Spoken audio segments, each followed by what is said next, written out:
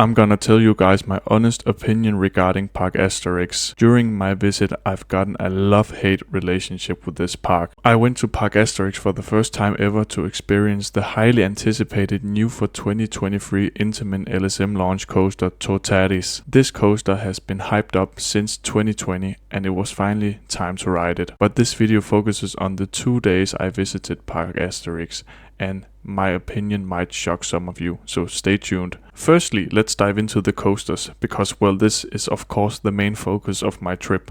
The park has a great selection of rides, from family coasters to thrill machines. This park has a nice diversity if we focus on types of rides. The park's best attraction is of course Toutatis, and shortly, yes, this coaster is awesome and it deserves a spot in my top 10. The swing launch section gives great ejector airtime, the stall makes my tummy tickle, and the section with the top hat, oh my god, it's great. There is a great variety combining different airtime moments with a floating stall and a hardline roll at the end. I'll go into details of this coaster in another video. Osiris is an intense and positive G-heavy ride experience with a bit of a rattle in the back of the train. The theming and visuals around this coaster are top notch, which cranks up the experience. Not to mention the first drop in the back row, damn, you get pulled down the drop. Combined with the twist, it is world class, and it is of course a B&M inverted, so what can I say, I love those rides. The park's wooden coaster with a name that I can't pronounce has an awesome airtime heavy layout. The backwards facing seat is the way to go. This Woody is a little bit rattly and rough, but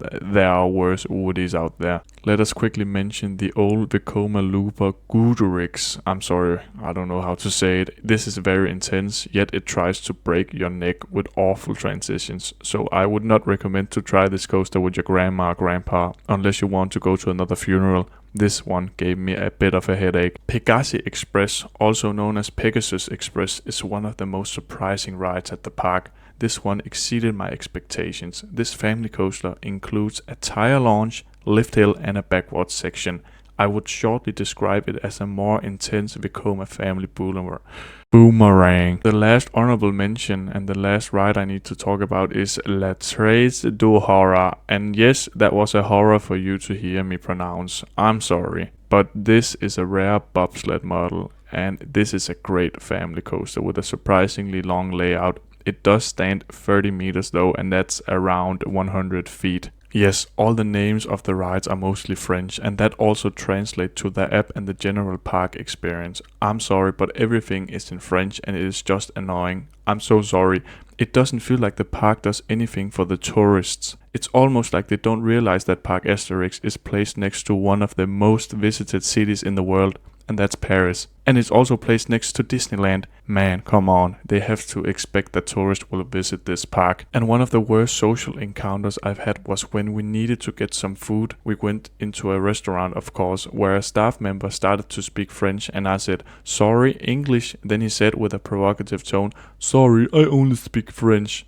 So we didn't understand the concept of this restaurant, and no one could speak a bit of English or wanted to speak English, so we ended up leaving the place very quickly. It was really annoying that they can't speak English when it is an international park. I'm sorry, man. The 2 days at Parc Asterix were very, very crowded. The park's biggest attractions had an 80-minute wait, but we managed to snuck in some rides on every roller coaster. All their attractions are world-class additions to the park, but the service is not the best. Not to mention their food prices. They charged 18.5 euros for a medium-sized burger with a bit of fries. Surprisingly, food at Disneyland came in around the same price, maybe a bit cheaper. On the positive side of things, the park looked beautiful and clean. It was nice to see that there was a lot of dining areas and food options. Not to mention there was many toilets around the park, and the toilets were kept clean all day, so that's a huge thumbs up from me. We visited Parc Asterix during the Halloween event, where scare houses was placed in the back end of the park. You could walk by people exiting the scare houses screaming while a guy with a chainsaw comes running after them and out in the crowd.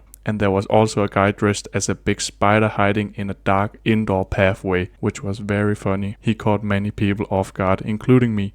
Now let's sum up my 2-day visit to Parc Asterix. I really loved their ride collection. It's one of the best collections in Europe. The park really knows how to pick their rides. Parc Asterix is so clean and beautiful, but they could improve on the hospitality side for the tourists. That was my main concern about the park. I didn't really feel welcome there. That was it. Have you visited Parc Asterix in the recent years? Let me know in the comments what you think about the park.